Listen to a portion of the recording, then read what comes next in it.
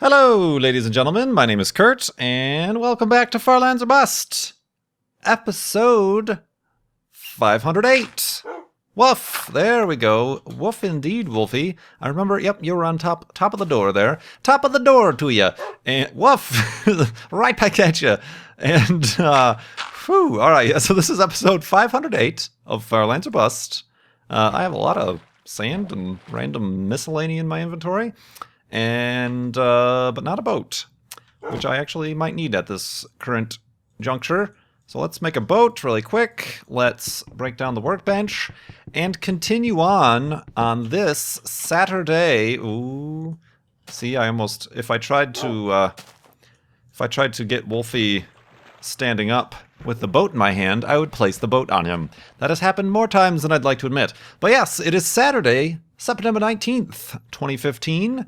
Episode 508 of Farlanders or Bust, and at farlanderBust.com, we are continuing to raise money for Child's Play charity. Did you think it would change? Did you think it would change between episodes? Why do I have to keep repeating myself? No, I have to keep repeating myself because that's the point. But yeah, farlanderBust.com, we're still raising money for Child's Play charity, up to $4,208.50.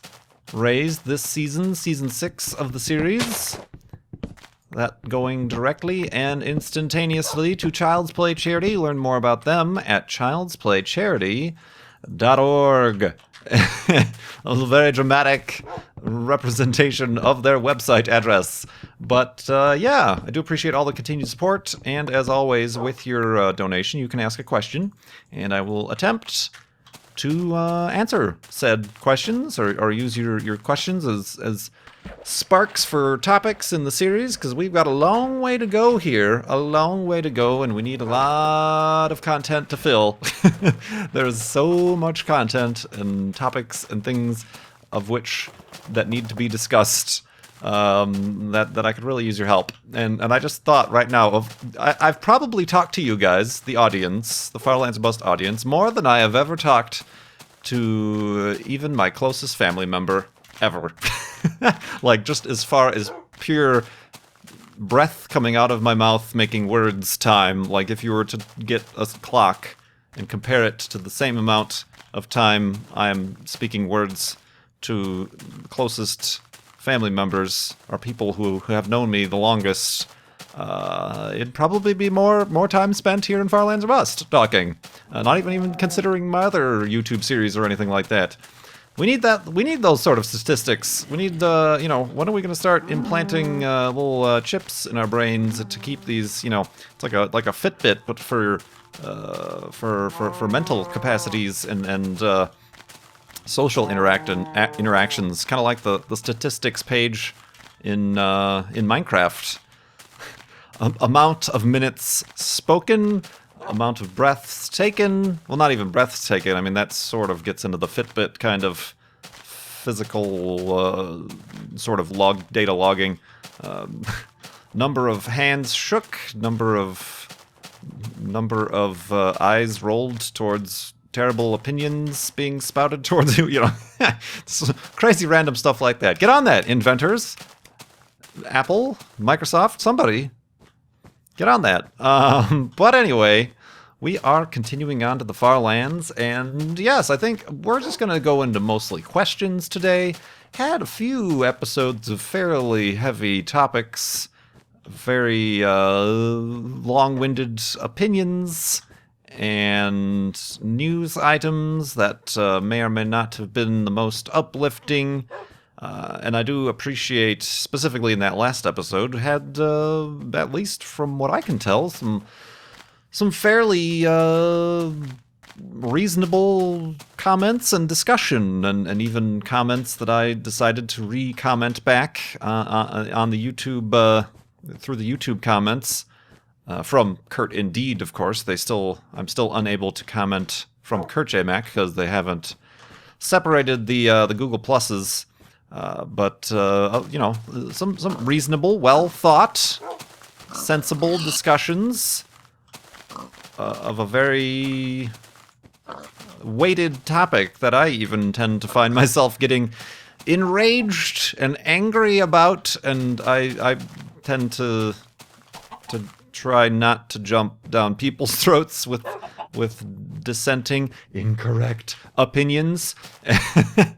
So yeah, that went well, and I think overall, especially I suppose on the circles of the internet, a fairly unanimous decision and response to the news out of Irving, Texas, of both what was wrong and right. So yeah, that worked out all right. I'll perhaps, I don't know. I hope more events like that don't happen, but if they do, perhaps keep those in mind as topics of conversation and discussion. Now that we're like a more of a specifically an actual podcast, we can delve into such topics. Am I right, Wolfie?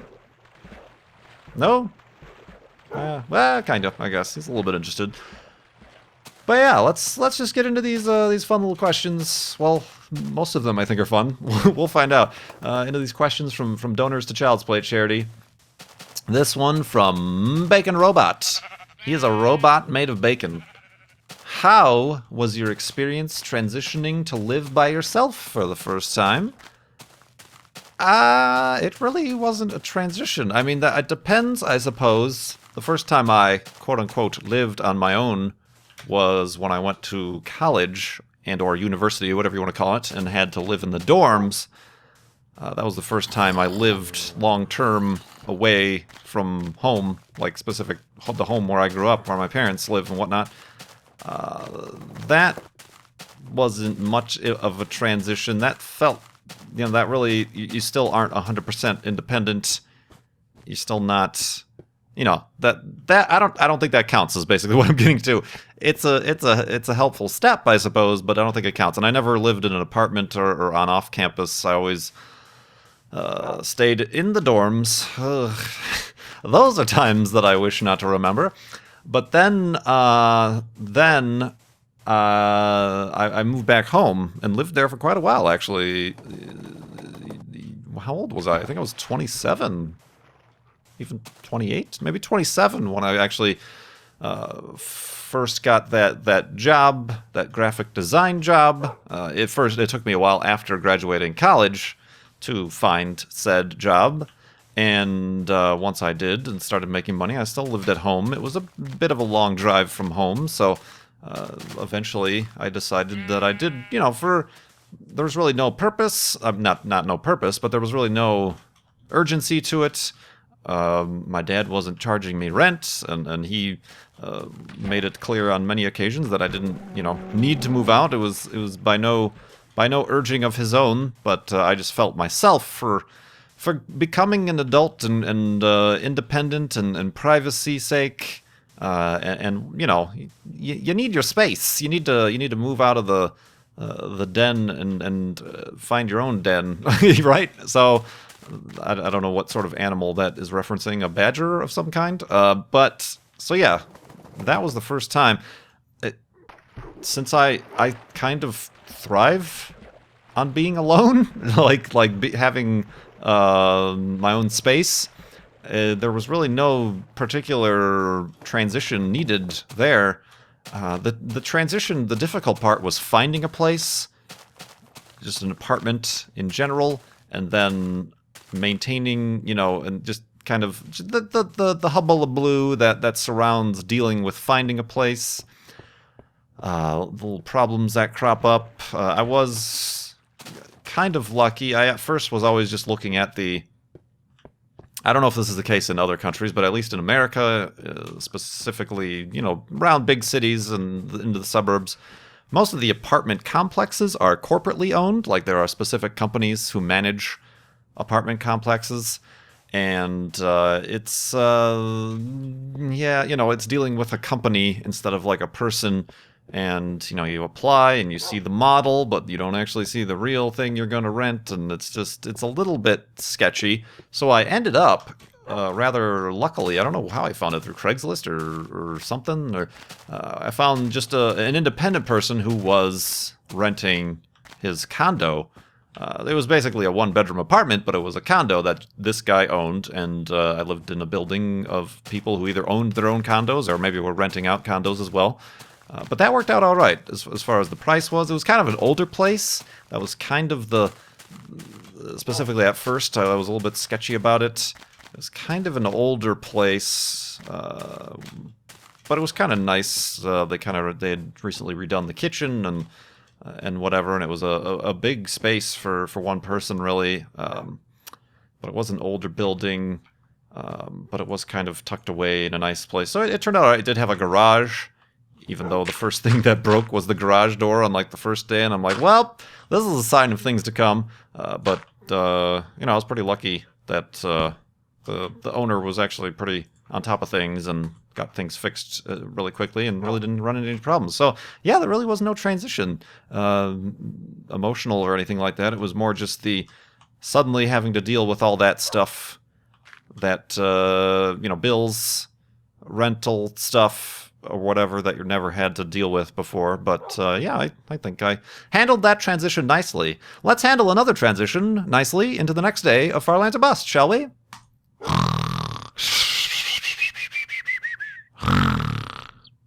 Boop. And seamless transitionsness. So yeah, thanks, Bang and Robot, for the donation to Child's Play Charity. And your question? This one from Mvek.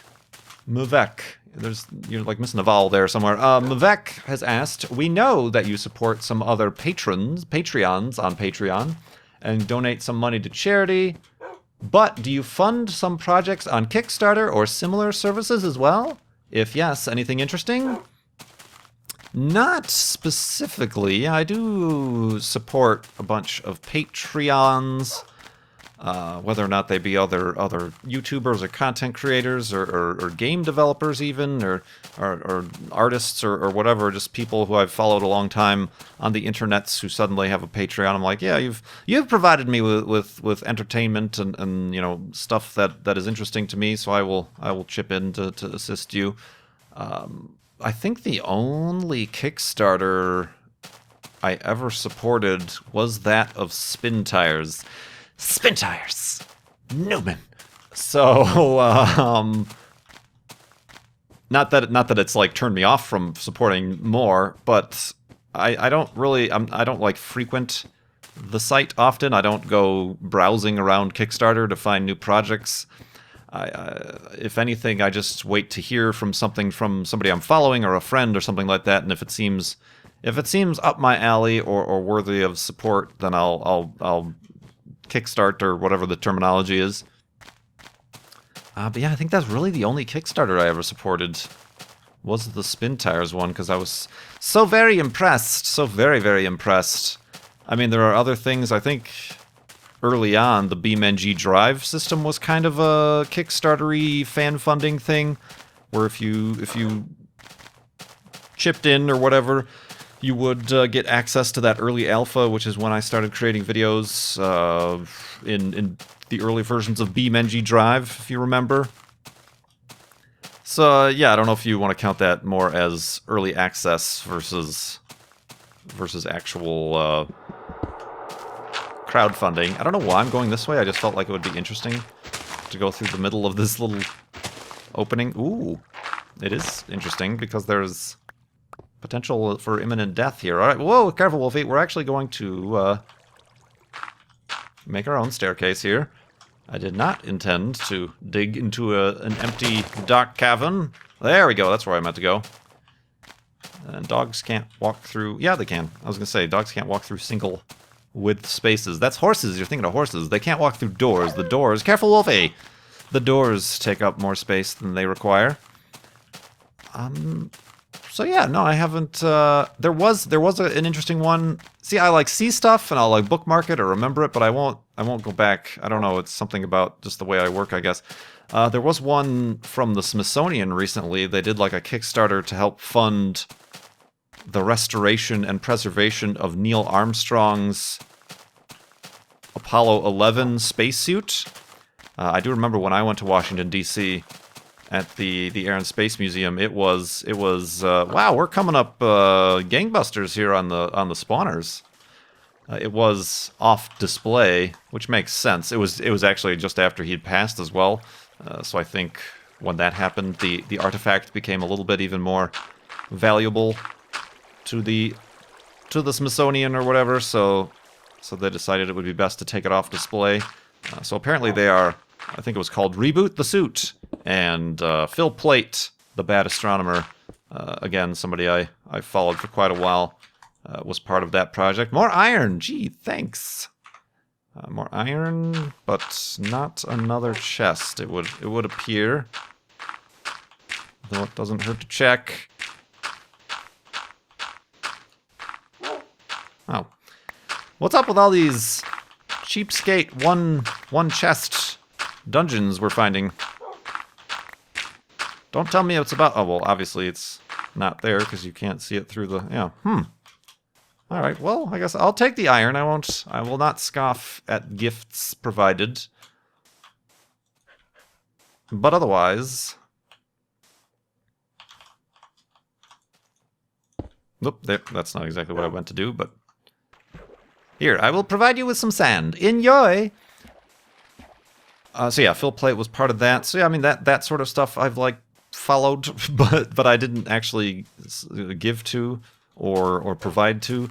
They lambasted their goals, and I think they even hit, like, a stretch goal to do the same for Alan Shepard's flight suit from the first space flight, American suborbital space flight. I think is what the stretch goal for that was. So that, you know, sort of stuff like that. But no, I really haven't, that's not really, strangely enough, the sort of places I frequent much. Indeed. So, yeah, thanks for that question, Mvek. Moving on. This is a weird question. I don't know if I'm going to answer this, but I'm going to ask it just because it's a weird question. C. Richter has asked if you could have anyone locked in a room so that you could torment them for a day, whom would you choose and how would you torment them? We're going to have to put you on a list, C. Richter. I don't know what sort of crazy stuff you're into. Sorry, I wanted to... Does this not look like a whale? This little pond looks like a whale. I want to make it a whale.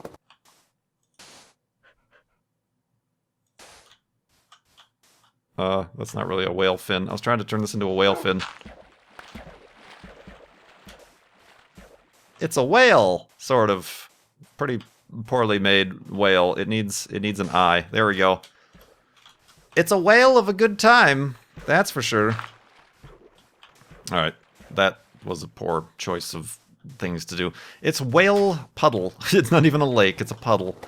So yeah, that's a weird question. I'm not going to answer it.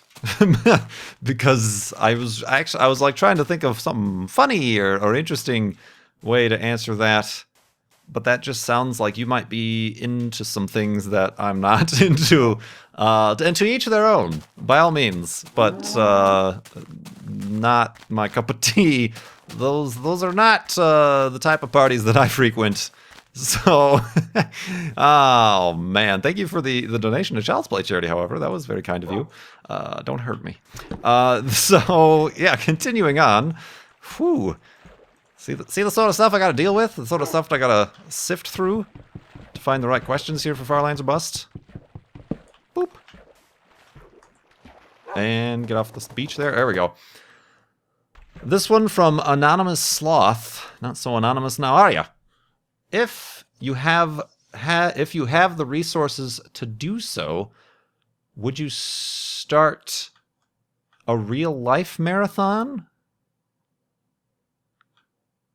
A real-life marathon. What do you, like a walkie? Like actually doing Farlanders or Bust, but in real life? This was actually a question that was asked to me in an interview, which I have yet to hear if anything was ever written about it or published about it. But yeah, they asked if I could likening the Guinness World Records. There are Guinness World Records of people who, you know, walk from LA to New York, you know, while jumping rope or, you know, whatever crazy, while juggling or doing this, that, or the other, or, you know, swimming across the English Channel, you know, all that stuff.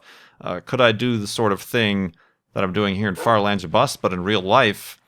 And I'm like, that would be tough. I mean, you'd have to consider the fact that you'd have to really, really consider the fact that you'd really have to consider a lot of things, but most importantly, you'd really, really have to consider, you'd really have to consider pink sheep. Ow! Pink sheep.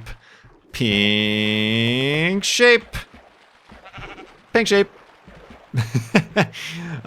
You really have to consider the pink sheep. I mean, it's clearly something that's very important to consider. Oh, that's interesting as well. When they are underwater, more science! Pink sheep science. When they are underwater, fully underwater, the top of their pink wool becomes fully pink, just like when they're underneath a tree or an overhang. But yeah, what was I saying? You really have to consider the fact that here in Minecraft and Farlanders Bust, you really don't have to worry about consumables. I mean, you kind of do, but like, not to the fact of like an actual biological human being needs constant water and food and, you know, energy and warmth and clothing. And, you know, I couldn't just up and start gallivanting with a pink sheep in the water for fear I'd probably get hypothermia or whatever. So I don't know if all of those things were accommodated for and accounted for. Would be interesting. I always found that sort of stuff interesting. The Forrest Gump thing, I guess, but I don't know that I have the type of personality for it or the type of drive, which is weird given that I'm doing this. But this is very different because I'm kept interested through making it a commentary and a let's play. If I was just doing this on my own without anybody along for the ride, it would be kind of... I'd probably get bored after a while, you know? So yeah, probably not. It wouldn't be my first thing. If I had those sorts of resources, I might consider applying them elsewhere, but I'm not sure where. But yeah, let's go to sleep, and let's figure out what to do with this pink sheep in the morning. Perhaps we will lock it in a room and torment it for a day. Right, Sea Richter, you crazy, crazy person?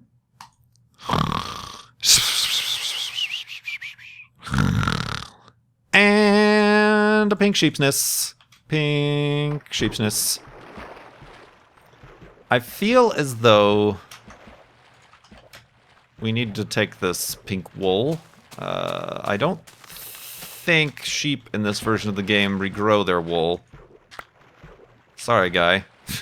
But, only 3. But if he needs to, there is a bunch of grass over here if you need to eat the grass to regrow your wool, but yeah, I don't think that's something that they do here. Oh yeah, we were going to start to, like, keep track of where these pink sheep come from. So let's put a sign down. Shall we? This is the elevated hidey hole of pink sheepitude. Pink sheep. Oop, one less E. Episode 508. 9, 19, 15. I don't have anything. I don't have anything specific to say other than indeed. Come on. Alright, we will... There we go. We sheared him, and now he has to look at a block of his pink sheep wool for the remainder of eternity. That right there is some torment. But continuing on...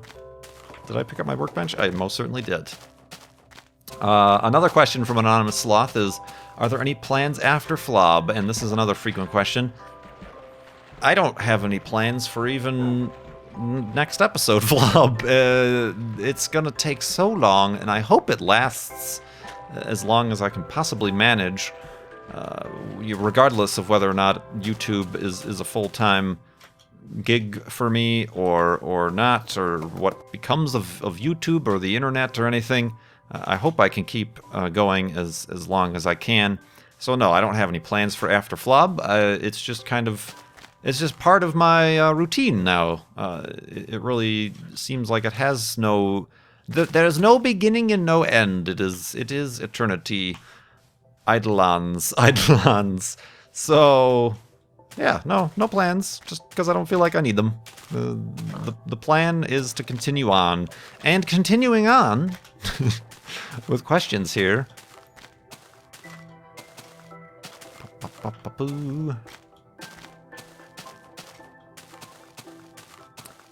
From an anonymous donor. A few episodes ago, we talked about that Alice in Wonderland syndrome and sleep paralysis, and careful, Wolfie. This anonymous donor has asked, speaking of odd medical conditions, do you suffer from tinnitus? Tinnitus, which I had to look up. I have no idea what it was, but it is a ringing in the ears. Occasionally, I mean, just randomly, just minding my own business, I'll all of a sudden get, that really high-pitched, I can't go that high, but the high-pitched ringing in my ears, I assume it's because somebody is thinking about me fondly.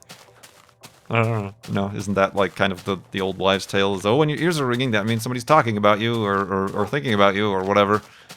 In that case, they should be ringing all the time. No, I'm terrible. So yeah, I occasionally, not like constantly, is when you call it tinnitus. Is that like a chronic and continual and unending ringing of the ears? That sounds like that would be terrible. So I hope that you don't suffer such a thing. But yeah, occasionally it'll just happen, or occasionally it'll be accompanied by strange dizzy spells or something. Excuse me, Wolfie. We have some. Ow! Oh, that was a shot. Did you murder him? Good, well murdered, my friend. Murder a pig while you're at it for good measure. That was a nice hit, Mr. Skeleton. You knocked me out. Knocked me down. You took me down, son. You didn't kill the pig, Wolfie. That was your treat, and you did nothing. Nothing. I really didn't need to go up there to begin with. I don't know why I did. So yeah, it not continually, but it occasionally happens, I suppose. I don't know what the agreed upon cause and effect of that is, but there we go. That was a unique question. I don't think I've been asked before. Yet another very generous donation from Xavier Penguin. Seeing as your channel is pretty much PG rated, thinking of the last Rocket League video I uploaded, with an occasional PG-13 here and there, i.e. Forza Horizon 2. Did I swear a lot in Forza Horizon 2? I don't think I did. You might be thinking of Spin Tires. No, I don't. Did I? I don't know. With the occasional blah, blah, blah, blah, Forza Horizon 2. How do you feel about swearing or adult language in Let's Plays on YouTube? Do you feel that sometimes it's necessary, or do you feel that it adds nothing to the commentary part of a Let's Play? Well, there's a difference. First of all, I think that the deliberate and continual use, unnatural use of, cursing and swears or whatever, is a thing that's out there that I see many channels doing, many possibly popular channels, that where it seems unnatural. Like, it doesn't even seem like that person even regularly talks like that, but they do it for the shock or the comedy, which tends to be a little bit. It's aimed at a younger crowd even, because it's a little bit of a taboo thing that they can watch this on YouTube with all the swears when the stuff they watch on TV is all bleeped out or more kid friendly or whatever, because there's regulations regarding that. There's a couple. I'm not going to name any names. No, that wasn't. I was just mumbling. But yeah, I have what is it? He's my cousin, I suppose. He's very young, but he's very excited to learn that I do Minecraft YouTube stuff, and he started spouting off a bunch of quotes and little bits from some other very popular Minecraft YouTuber, and it was all just a bunch of fart noises and quasi swears and things. And apparently that is entertainment to some multi-million subscribers to that channel.